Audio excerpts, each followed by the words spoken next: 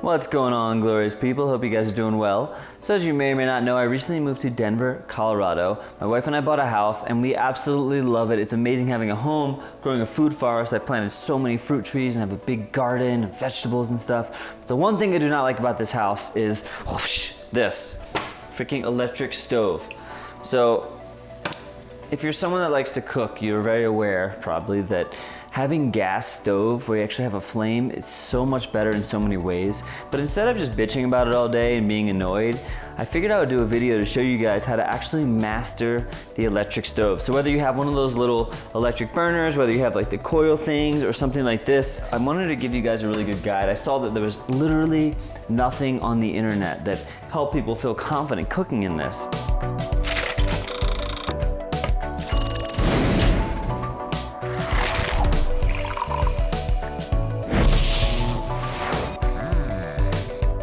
So just to give you a bit of a background, if you have a gas stove, you have a lot more control because when you turn on the flame, let's say you turn the flame to high and you're boiling water or you're sauteing something. Well, the second you turn the flame all the way down to low, unless you have like a cast iron pan that's gonna hold a lot of heat, it's gonna actually bring the temperature down drastically. However, what happens on electric stoves often is people will turn the heat all the way up, and then it's like, oh no, it's starting to burn. Oh God, we got a burner, folks. And then they turn it down, but it still has all the heat because it takes a lot longer for this thing to heat up and cool down. So just knowing a few little things is gonna help you tremendously. So that is the first step. So knowing that when you're actually cooking, if you have the heat jacked up all the way, you're probably gonna burn your food. But there are things that you can do. So first off, don't jack your heat up all the way, right? Second off, so look at this. I have this water boiling back here. The second I take it off the heat, the water stops boiling. But this is still extremely hot. So what I would say is, first off, rarely on an electric stove do you want to turn it all the way up. Medium high is good. It's gonna seem, at first it's gonna take a while to heat up. And you're gonna be like, oh, I'm waiting. And the next thing you know, it's gonna be way too hot, and then you're gonna pull it off because you're not compensating for the fact that the heat takes longer to heat up and longer to cool down. So just first off, taking things off, like if we were to make some eggs real quick. So I'm gonna feel this pan, and if you're not sure what the temperature is, because that is something to be aware of, with flames, you know it's hot or it's cold, right? But what I can do is actually put my hand, don't touch the pan for the Lord's sake, but I can put my hand right here, right? I'm gonna bring you guys in a little closer. I can put my hand right here and I can start to feel how hot it is. And if it feels pretty warm to the touch without touching it, I know it's, right now I feel like I'm at like a medium high right now because it's feeling pretty hot and my hand kind of is like, oh, we should probably take that away. Let me show you guys something. So let's say I just wanted to fry up an egg, right? Really simple, I got my nonstick pan, throw in a little bit of oil. And first off, another way to tell if it's hot is if this oil is running really fast, because oil is usually a little bit thicker, so when it gets hot, it kind of gets a little nice and runny, so it will kind of fly around the pan like that. So that's a good little sign. But if I crack my egg in here, crack, nice and hot. Can add a little salt. Just gonna keep this super simple. Kind of move that around a little bit. I can sort of move this if I want, play around, kind of get some of that white out. I like to sort of move the egg around a little bit. But regardless of, you'll notice that my heat right now is all the way to high. So another thing to look out for in a pan is there's 4 burners here, right? There's 1, 2, 3, 4. 2 big in the front, 2 small in the back, and every oven is different, so you gotta check yours. Now I'm actually using, this is a glass top, and these actually have sensors in them. So depending on what kind of oven you have, you don't necessarily want to preheat it without a pan on there because it will screw up with the sensors. So whenever you have it on, keep it on there. If you take it off and you try to say, oh, I'll just turn this on, I'll preheat it for a while, and then I'll put my pan on, it's actually not going to be good for the oven because it needs to know there's a pan on there. It senses that. So depending on the oven, you may or may not have that. But if you notice this egg is already like frying up really hot. So even if I were to say, oh my God, I need to turn it down to low, it's still extremely, it's just as hot right now. It's gonna take a few minutes. So what I do is I take it off the heat. Just take it off the heat. There's still plenty of heat in that pan to completely finish that egg, right? So the biggest thing, or one of the biggest tips I can give you to start off with, is taking things off the heat. If it gets too hot, don't just say, oh no, turn it off, oh God, abort mission. No, take it off. And then even after like, a minute or so as it's cooling down, because you can feel it, right? I have this completely off. You can feel it. And it's okay when you're turning it off to take it off the pan. I just wouldn't, like I said, I wouldn't preheat this thing without it on here because it's just gonna get all wonky. But it's okay to take it off for a little bit, bring it back on, because this, you'll feel it now. It's still really hot, but it's starting to cool down a little bit. But there's enough heat on this pan to flip this egg and cook it completely. So that is step one, knowing when you take stuff off, get a little residual heat. That's very gracious. But another thing to look out for on these electric ovens is that if you look back here, so this one in the back, if you didn't know, there's like these little dots that tell you which knob is for which thing, right? So this one is for the front left, this is the back left, because it's got this little button. It's like some genius must have created this, right? However, there's another piece to look out for. So on this one over here says low to high. So if I go from low all the way to high, I have my basic 2, 4, 6, 8 to high. However, this one says low to high and low to high. Now what that means is that, and it's kind of hard to see on here, I'm gonna take my egg off because I haven't eaten breakfast yet. Boom, perfect egg, wow. Genius, perfect egg. So if you can see this, and I'm not sure how clear it will show up, but there's a small ring right here, and then there's a bigger ring in the outside. So on the back over here, it actually shows me this side has the big ring. There's 2 rings on the dial, and there's 1 smaller ring. So if I'm over here and I go left to right, I'm only heating this smaller little burner. I'm only doing this to show you guys. I would not normally do this, like I said, to have this on while there's no pan on, but that's just a smaller burner. Right? So if I turn it over here, you'll see the whole thing heats up. So sometimes they'll have, and it shut off because it has a sensor. It says, wait a minute, there's no thing on there. What is going on, folks? So if I wanted to do something, a bigger pan and want to get it hot, I'm gonna use all the burners. But if I don't, I can just do the middle burner. It'll be a little bit of a smaller thing. So another good example is when you are boiling water. You'll see it's gonna take a while to boil the water, but you can put the water on there in the pan, and I already had this hot, and you can just turn it up to high, or like I said, I like to kind of go medium high, because I always find that when I put stuff on too high and I walk away, almost guaranteed that it's gonna burn. So if you are gonna cook when you're putting something high, when you're cooking high, you wanna make sure you do not walk away. Keep your eyes on the prize. I'm just gonna add a little salt in here, and what I'm gonna do is a really quick, just like broccoli blanch, just to throw that in. And another thing in general when you're cooking, when you put stuff in that's cold, it's gonna bring the temperature down, so it is okay to turn it up a little bit. But we're still gonna be in the same situation where this is gonna get super hot, and we don't wanna have this like intense rolling boil necessarily, because it could make the broccoli mushy. So what I like to do is get it to a rolling boil and then turn the temperature down fairly low, because you're still gonna have a lot of heat on there. And blanching is something that you do in, it might be 30 seconds to a minute. Kind of throw. Blanching is basically putting veggies or different things into super boiling water, and it kind of just gives them a really quick cook, because they're really quick cook, hot, and then you shock them in some ice water.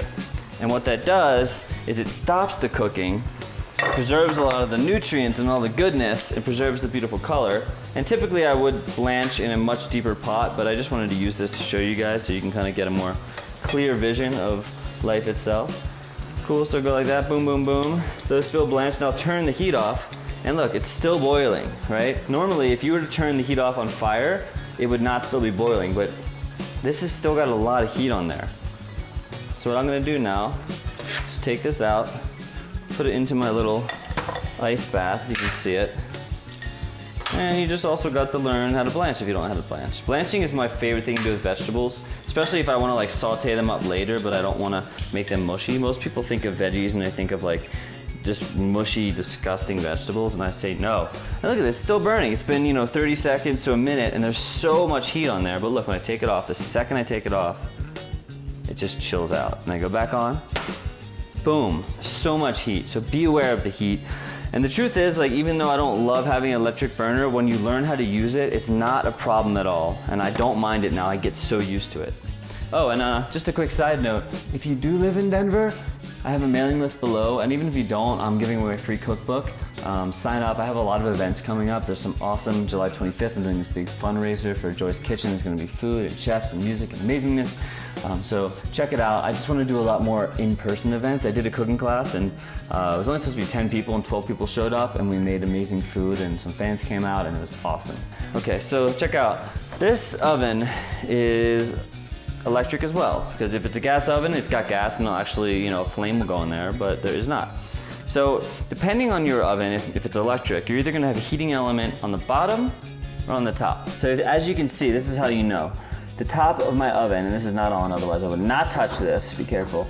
This is the heating element right here. And you'll notice these coils are kind of like the coils on some electric stoves on top. There's nothing below.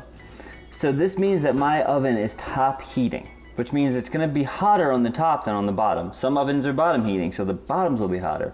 So be aware of that, so you know, like, if I'm trying to broil something, I can get a nice broil on the top like that and melt cheeses and different things like that.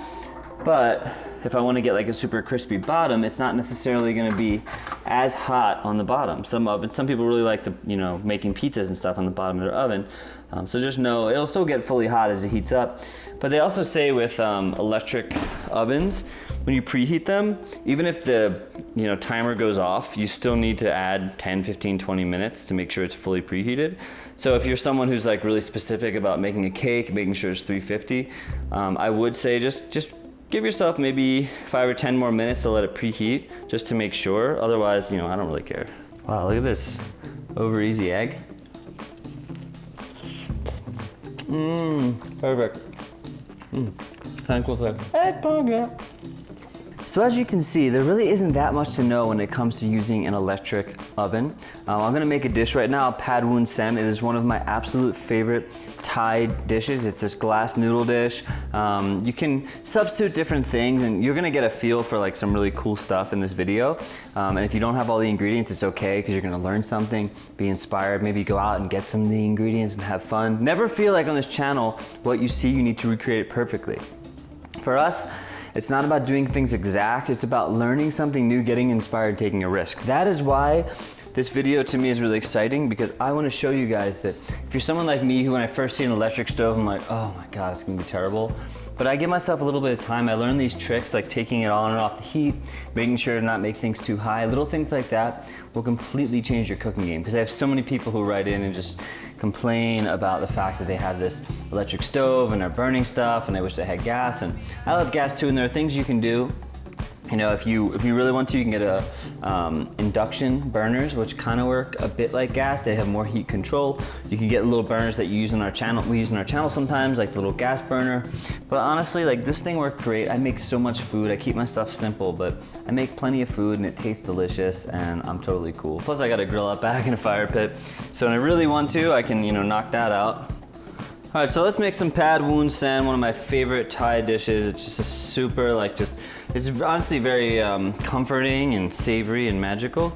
I'm gonna do a vegetarian version. You can of course do meat if you want, like chicken or pork or something. So I'm feeling this, again, feeling it. Another thing to be careful about is this will be very hot too, right? So do not put anything, it's another good tip, is do not put anything there after you're done cooking. Let it cool down completely.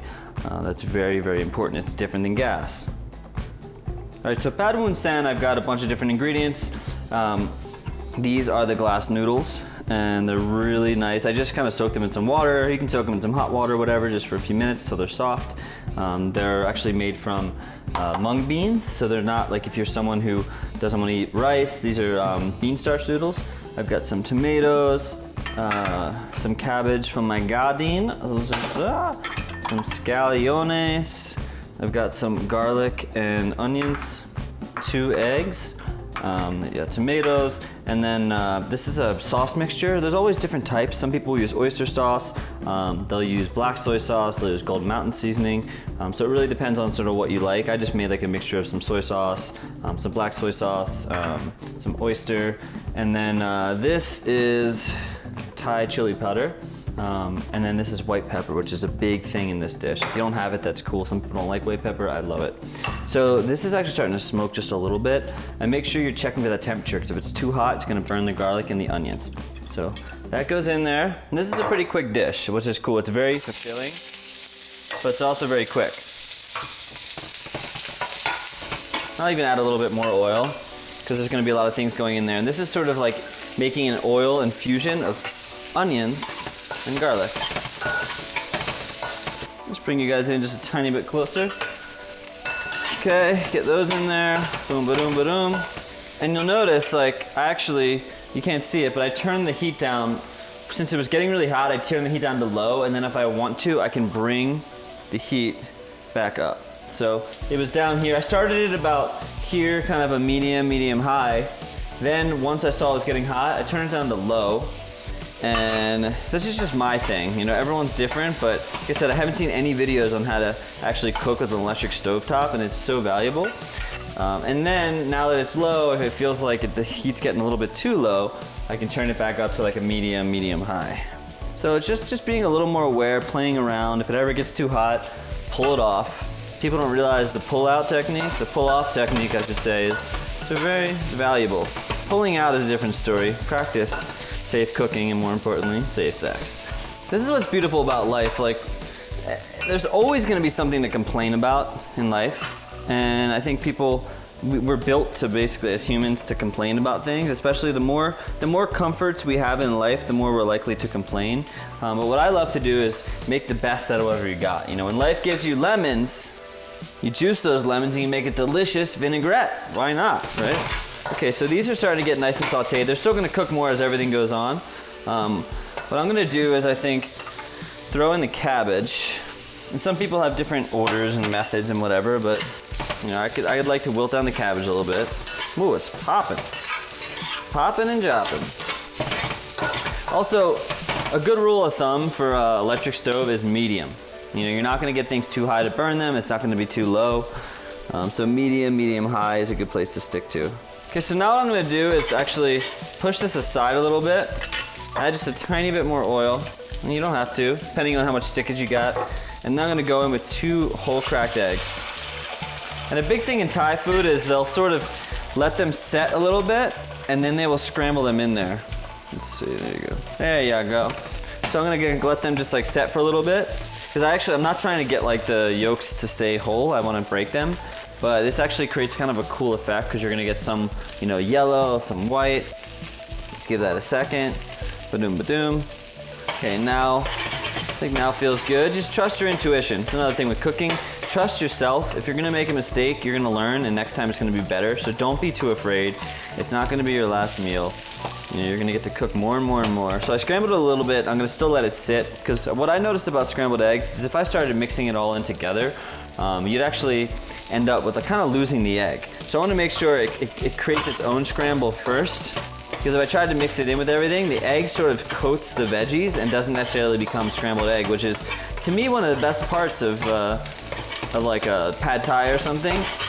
These noodle dishes is having like the whole pieces of egg that are in there. It's just a great feeling. Okay, so now that it's set and scrambled, now I can mix it in together, right? Get that. Got a nice seasoned wok here. Not perfect, but nicely seasoned. Okay, going in, boom, boom, boom. Okay, now I'm actually gonna add in my noodles. And because the noodles are already cooked, they don't need much time. You don't have to add them all. Kind of judge it by ear, by eye. Right? And some people will add a little seasoning before to kind of coat the veggies, but you know, you don't have to. Okay, going like that. It's already smelling flip-tastic. You can switch over to these guys if you want, little tongs, because noodles are annoying sometimes. I did cut them up a little bit, which helps. I'm gonna go like that. Now I'm gonna turn my heat down to low, because these noodles, I don't want them to get too mushy. Add in some green onions, boom. Add in some tomatoes, boom. Add in my sauce. And you don't have to add it all, you can kind of test it out. And let's give that a little toss. And the sauce will soak up in the noodles and be amazing. And I think I'm just gonna add all the noodles, why not? I always find with cooking, it's like, you know, I always end up adding like pretty much everything I have. It's like, well, it just seems like it's right, okay? Boom, like that. I'm gonna turn the heat back up because it did actually drop when I added all that stuff. So again, heat control is very important. Add in the magical white pepper, which is gonna really it's gonna completely shift the flavor of this. I used to not like white pepper, but now it's like, now that I realize how good it is, I use it all the freaking time. Okay, boom. Lovely. And this is optional, but it is Thai food, so I'm gonna add a little chili. Boom, shadoom, badoom, shadoom, skadoom, skadoom, skadoom, skadoom. Beautiful. Oh yeah. Wow. Whoa. All over the table. Why not? It's enough. Enough for a couple of people. Let's just finish it off with a little bit of lime juice. Anytime you're eating Thai food and something's missing, just add lime juice or add chili, and you'll be like, oh, okay. Now I get it. Which is my good side, huh? It's my good side. Tomato wants to know. Let's eat. So if you're someone like me who has an electric stove and you're upset about it and you're envious of the gas burner, of course it's a great thing to have one day, but you can make incredible food just like this. Just a little bit of technique. I mean, the stuff I went over was so basic and simple, but the truth is most people don't know about it. And it seems like most chefs don't want to talk about it. They're like, gas burner, gas burner, gas burner. And yeah, like if I had a choice, sure, but I actually tried to get gas in here and it was gonna be like $5 grand or something insane. So I said, nope. Oh my, oh. What? Eureka! Eureka!